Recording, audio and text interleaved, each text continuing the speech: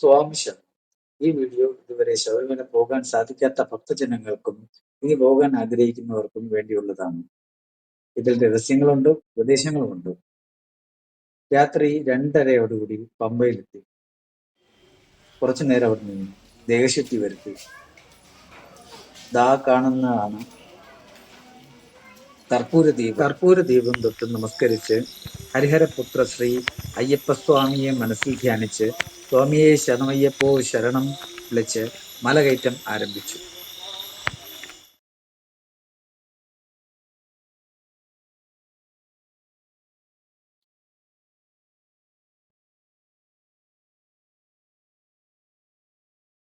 മലകയറ്റം എത്ര കഠിനമാണോ അതിലും എത്രയോ മടങ്ങാണ് അയ്യപ്പ ദർശനം കിട്ടുന്ന അനുഭൂതി. അതും ചിങ്ങമാസത്തിൽ 1-ാം തീയതി ഏകാദശിയും കൂടിയ ദിവസം. ധർമ്മശാസ്താവിനെ കാണാനുള്ള സന്തോഷം മനസ്സ് മുഴുവനുമുണ്ട്. ഈ പ്രാവശ്യം വഴിയിൽ ഒരുപാട് പലതരത്തിലുള്ള കുരങ്ങന്മാരെ കണ്ടു. കൂടുതലും കരിങ്കുരങ്ങുകളായിരുന്നു. അടുത്തുള്ളവർ പറയുന്ന കേട്ടാണ് കേട്ടോ ഞാൻ ഈ കരിങ്കുരങ്ങുകളാണെന്നൊക്കെ പറയുന്നത്. ഇവിടെ യഥാർത്ഥ നാമം എനിക്കറിയില്ല. എന്നാലും വേറെ ടൈപ്പ് കുരങ്ങന്മാരുണ്ടായിരുന്നു. എന്റെ വീഡിയോ വലിച്ചു നീട്ടണ്ട എന്ന് വിചാരിച്ചിട്ടാണ് കൂടുതൽ വീഡിയോസ് ആഡ് ചെയ്യാത്തത്.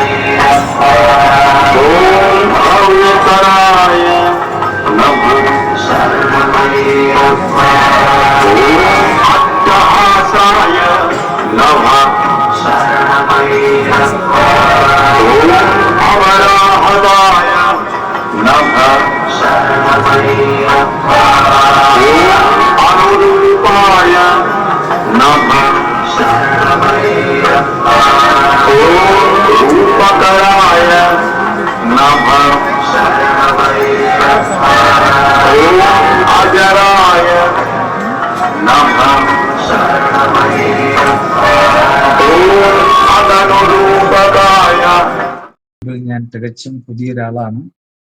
ചാനൽ എല്ലാവരും കാണുന്ന എല്ലാ ഭക്തജനങ്ങളും സബ്സ്ക്രൈബ് ചെയ്യുക. അടുത്തുള്ള ബെൽ ഐക്കൺ കൂടി അമർത്തുക. അപ്പോൾ പുതിയതായി ഇറങ്ങുന്ന വീഡിയോസിന്റെ നോട്ടിഫിക്കേഷൻ കിട്ടുന്നതാണ്.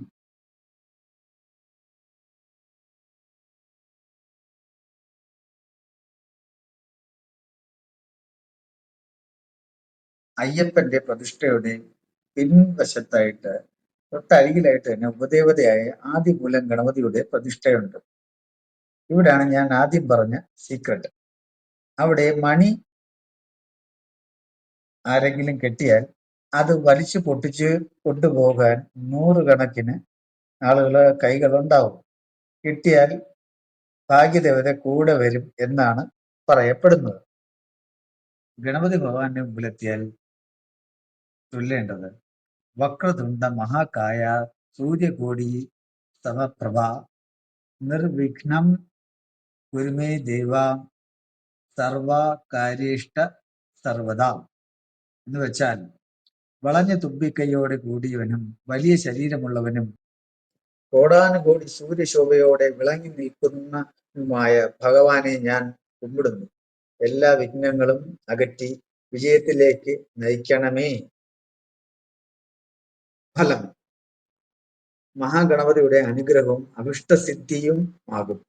എല്ലാ കാര്യങ്ങളും വിജയകരമായി പൂർത്തിയാക്കാനും ആരോഗ്യ, സമ്പദ് സമൃദ്ധി, ഭാഗ്യം, കീർത്തി എന്നിവ പ്രധാനമാണ്.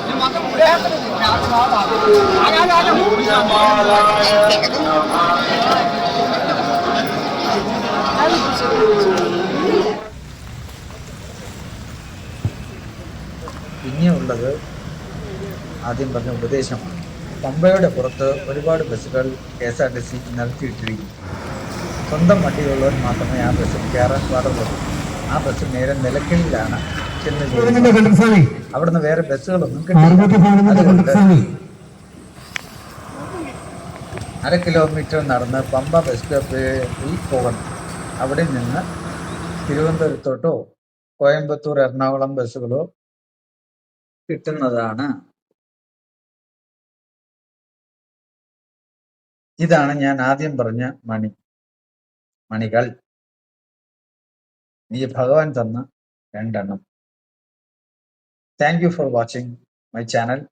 സ്വാമിയേ ശരണമയ്യപ്പ. Please subscribe.